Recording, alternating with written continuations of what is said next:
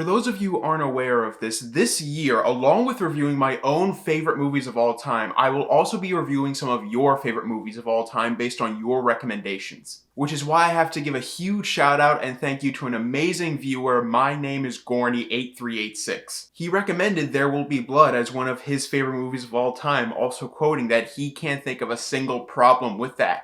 And I took that as a personal challenge. Because in all honesty, I had never seen this movie up until watching it for the purpose of this review. Don't get me wrong, I had heard its praises, I have seen its out of context memes, but I have never sat down to watch this movie in its full entirety for one simple reason, because I was afraid I wouldn't love it like so many other people clearly love it. I was afraid that for me, it would be the same experience that a lot of people have watching films like Citizen Kane or The Godfather for the first time. I was afraid that the movie was going to be so overhyped for me that I was legitimately terrified after watching it that I would just say, it's good. It's not fantastic, but it's okay. But thank God, I can honestly say There Will Be Blood is as amazing as everyone hypes it up to be. In terms of the technical craft on display, this film is near perfection. And when I say perfection, I mean perfection. There are so many scenes in this movie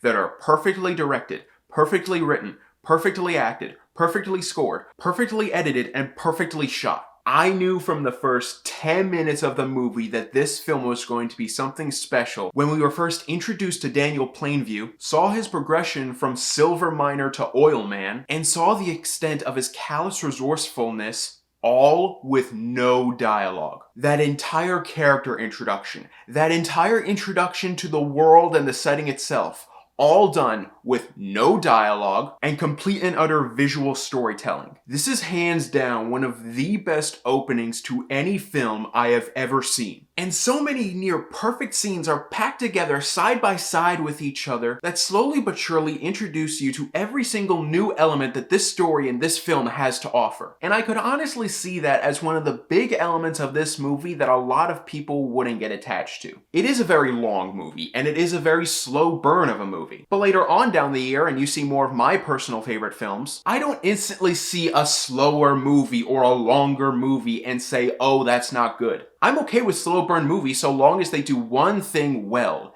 build atmosphere. And this film knows how to build an atmosphere. Not only are there so many gorgeous shots of the classic Americana desert, but all of those gorgeous images are brought to life with this tension-fueled and ominous score that feels more horror-inspired than drama-inspired. These two elements mixed together create this whole feeling throughout the film that what we're watching is the American dream in action, and the American dream is horrifying. And the editing in this film is some of the best I've ever seen in any movie. The movie itself feels so old-fashioned with a lot of grain to the image in some scenes, and big long takes throughout an entire scene where you're just seeing multiple characters talk. It doesn't feel like a drama made in the 2000s, it feels like a thriller almost made in the 70s. It has that prestigious yet gritty quality that I absolutely love. And how can I talk about this film and not talk about the characters and especially the acting? This film features some of the best performances I have ever seen in any film.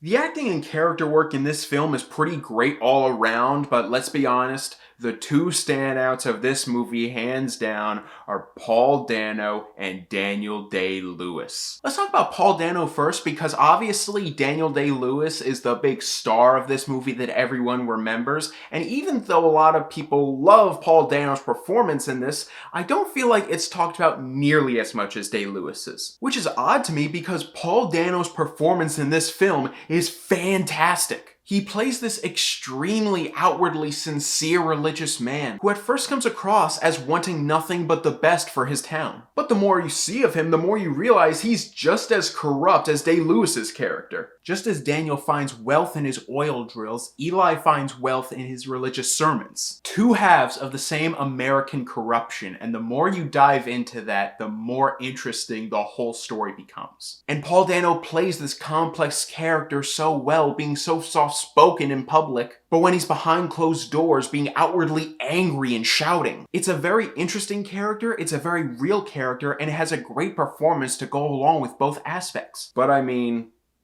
come on. Daniel Day-Lewis as Daniel Plainview in this film is one of the best performances put to screen.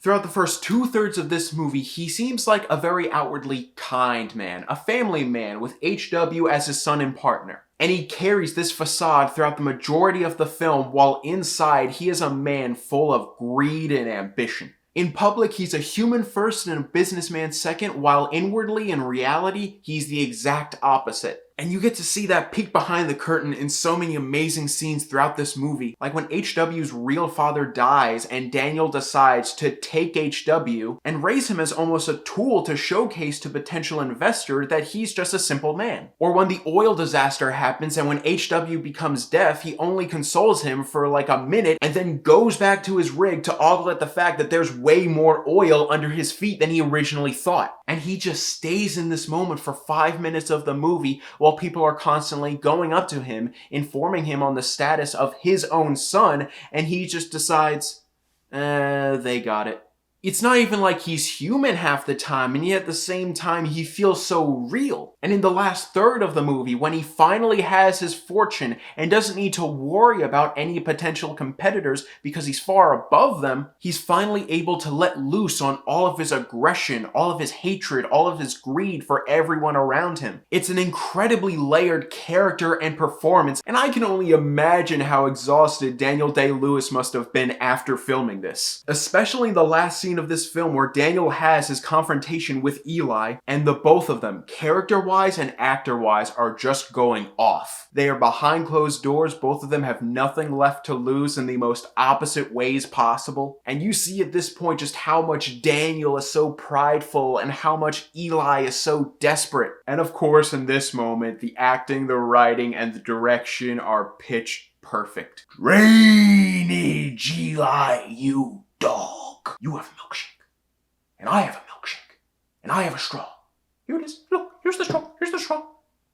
And my straw reaches across the room and drinks your milkshake. I drink your milkshake. I drink it up! Out of context, that scene is already hilarious, but with the context of having the entirety of the film before it, it's both hilarious and also in a strange, twisted way darkly triumphant for Daniel's character. All of it leading to Daniel eventually murdering Eli, and the only reaction that he has to it being, "I'm finished."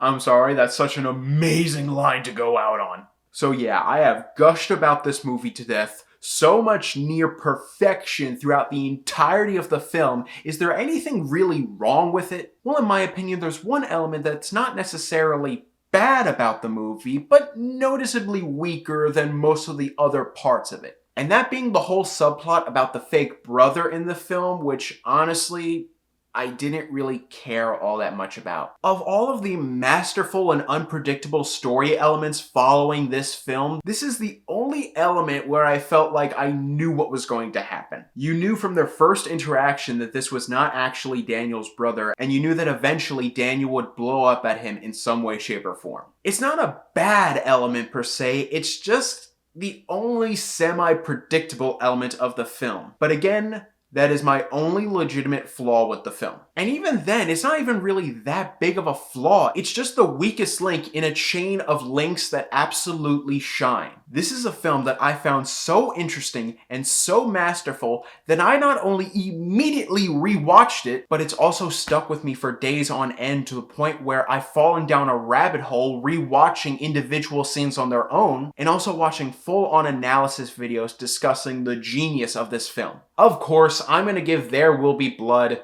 an A+. My name is Gorny8386. I can honestly say you have great taste, my man. While I personally wouldn't call it a flawless movie, I can honestly say it is near perfection. Stay tuned all for more reviews of new releases, more reviews of my own favorite films of all time, and don't forget to recommend and comment some of your favorite films of all time. Thank you all so much for watching. You guys are the best, and don't forget to click subscribe and click the bell icon down below to stay up to date on all things movie, all things TV, all things nerd.